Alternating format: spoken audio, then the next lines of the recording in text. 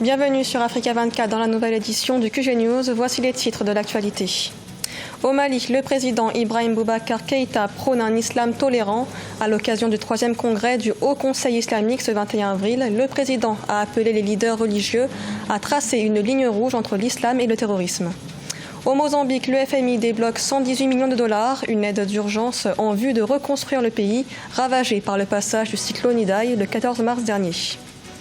Et puis au Congo, l'équipe de football L'Étoile du Congo a remporté le derby de Brazzaville ce 21 avril face au Diable Noir. Ils prennent ainsi la 2e place du classement de la Ligue 1. Au Mali, le président Ibrahim Boubacar Keïta a appelé les leaders religieux à tracer une ligne rouge entre l'islam et le terrorisme. Un appel formulé à l'ouverture du 3e congrès du Haut Conseil islamique du Mali ce 21 avril. Un congrès sous le thème « La réconciliation pour la paix ». Aïssatou Bari. Le président malien Ibrahim Boubacar Keïta appelle les organisations musulmanes à prôner un islam tolérant dans un contexte où le pays fait face à un regain des violences et où le tissu social s'effrite de jour en jour. Cet appel intervient en marge de l'ouverture du 3e congrès ordinaire du Haut Conseil islamique du Mali qui doit à terme élire un nouveau bureau pour un mandat de 5 ans renouvelable. Il est temps, chers frères et sœurs en religion, que les musulmans de notre pays condamnent et agissent d'une voix contre le salafisme armé, à l'image de l'un de nos voisins, hier victime de ce même salafisme armé, mais aujourd'hui revenu à un islam de tolérance et d'amour. La réconciliation pour la paix, tel est le thème du 3e congrès ordinaire du Haut Conseil islamique du Mali. Selon des analystes, la réponse sécuritaire n'a pas donné les résultats escomptés et dans ce combat, l'institution islamique pourrait jouer un rôle central afin d'instaurer le dialogue social et la réconciliation. Comme ce qui se passe ailleurs, en Afrique centrale, avec l'émission de l'Église catholique dans la scène politique, il est évident que dans les années qui viennent, il n'est pas étonnant de voir des chefs religieux maliens s'impliquer davantage dans la résolution notamment de la crise politique. Beaucoup de Maliens estiment qu'en retournant aux fondements religieux, cela peut encore donner des chances au Mali de se régénérer. Le président sortant, l'imam Mahmoud Dicko, très influent dans la communauté musulmane, est connu pour ses prises de position très critiques à l'égard de l'État. Il fait partie des organisateurs de la marche du 5 avril 2019 qui avait demandé la destitution du désormais ex-premier ministre Soumeilou Boubé Maïga.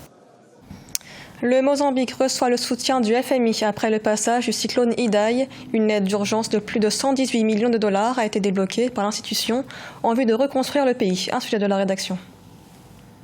Le 14 mars dernier, le Mozambique était dévasté par le passage du cyclone tropical Idai, le pire désastre naturel qu'a connu le pays. Afin de l'aider à faire face aux dégâts, le FMI annonce le déblocage d'une somme de 118,2 millions de dollars, la priorité étant le soutien des plus pauvres et la reconstruction des infrastructures. Le Mozambique a été endeuillé.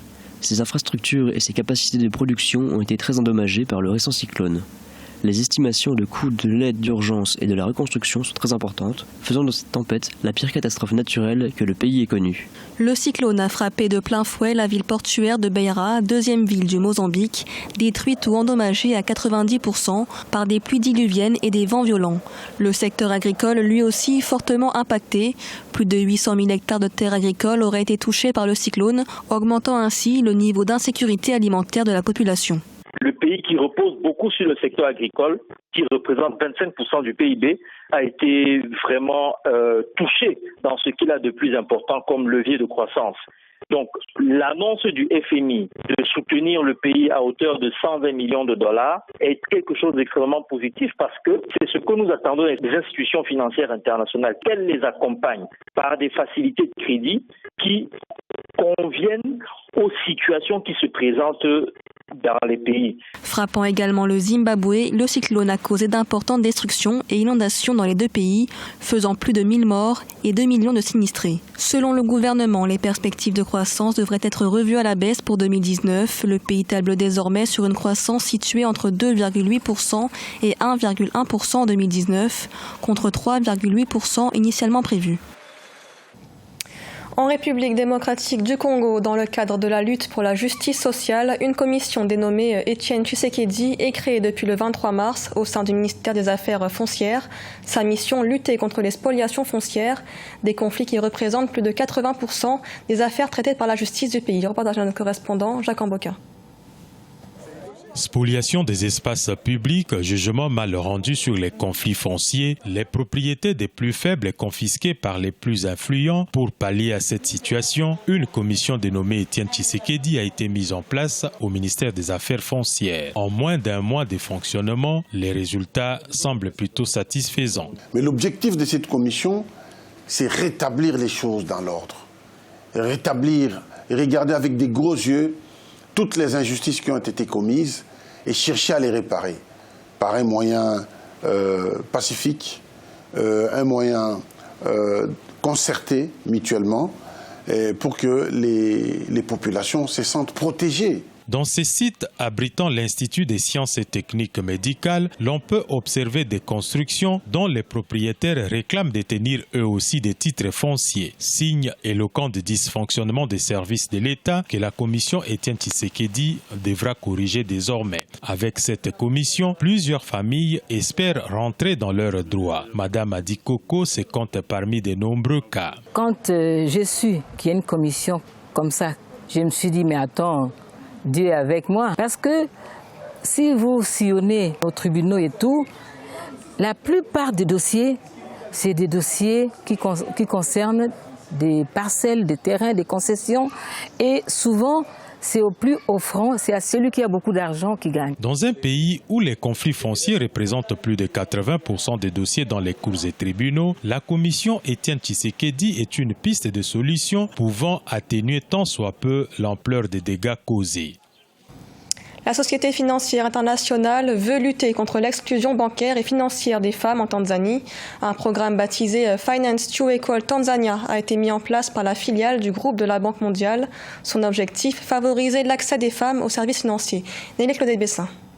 En Tanzanie, la Société financière internationale envisage renforcer l'inclusion financière féminine. En effet, le programme Finance to Equal Tanzania a été lancé pour favoriser l'accès aux services financiers en faveur des femmes. Le programme met en place une plateforme d'apprentissage regroupant des firmes locales désireuses de renforcer la présence des femmes en entreprise. Une initiative intervenant au moment où les services bancaires sont appréciés par les utilisateurs tanzaniens pour la sûreté de l'épargne, mais pas adaptée à leurs besoins. Seulement 12% des femmes en Tanzanie ont un compte bancaire ou utilisent des services bancaires, alors que près de 50% des femmes utilisent des canaux tels que la microfinance ou le mobile money. De même, des écarts subsistent au niveau de la direction des entreprises, avec seulement 35% de femmes occupant des postes de direction. Pour les observateurs, l'initiative de la Société financière internationale vis-à-vis des femmes en milieu financier en Afrique n'est pas la première du type. En 2018, un rapport de l'institution financière indique que les entreprises tunisiennes dirigées par des femmes étaient plus performantes que celles dirigées par des hommes. La particularité du crédit en faveur des femmes va certainement créer des initiatives privées en matière de création d'auto-emploi qui vont contribuer à booster l'activité économique. Tout cela doit être accompagné d'une légère formation de base en matière de tenue de compte, de comptabilité de base, de tenue des chiffres. En élargissant l'accès des services financiers aux femmes, le programme Finance to Equal Tanzania contribuera à l'inclusion financière du pays en pleine mutation. Ce programme novateur offrira en outre aux femmes de belles perspectives d'évolution en entreprise avec la possibilité de pénétrer le marché des affaires. Et puis du sport au Congo, l'équipe L'Étoile du Congo a remporté le derby de Brazzaville ce dimanche 21 avril. L'équipe de football se retrouve deuxième de la Ligue 1 après sa victoire sur les Diables Noirs. Reportage de notre correspondant, Deva Ponzo. L'Étoile du Congo a réalisé une véritable remontada pour venir à bout des Diables Noirs ce dimanche 21 avril 2019 lors du derby de Brazzaville. C'est pourtant les Yakadiamama qui ont ouvert le score par Costaud à la 30e minute. Au retour des vestiaires, les Noirs et Jaunes ont enfoncé le clou à la 49e minute par Prince Obongo. Mais les Stéliens ont vite réagi par la réduction du score sur ce pénalty transformé par Del Dingoï à la 57e minute et l'égalisation de Yann Mokombo à la 65e minute. Ce n'est pas fini car 3 minutes après, Del Dingoï a offert la victoire à son équipe en inscrivant son doublé. L'Étoile du Congo l'emporte par 3-2 à la satisfaction de l'entraîneur. Quelle que soit la manière, un derby se gagne, ça se joue pas. Aujourd'hui, il fallait jouer gros parce qu'en face, il y a l'histoire. C'est l'Étoile Diable Noir. Et moi, je dis, la deuxième mi-temps est superbe. C'est vrai qu'on donne un but cadeau, on peut l'éviter. Mais après, le mental. C'est ce mental-là qu'on veut pour faire grandir ces jeunes-là. Et surtout au plan tactique, ça a été super. Les Noirs et Jaunes ont manqué l'occasion de prendre le large sur leurs poursuivants. Mais l'entraîneur a imputé la mauvaise gestion de l'avance de 2 buts à l'inefficacité de son effectif actuel. C'est pas moi qui ai fait le recrutement. Je ne vais pas me cacher derrière ça. Mais si et seulement si le club me gardait en fin de saison, je ferai mon propre recrutement. Et il y a beaucoup de joueurs que je verrai leur cas.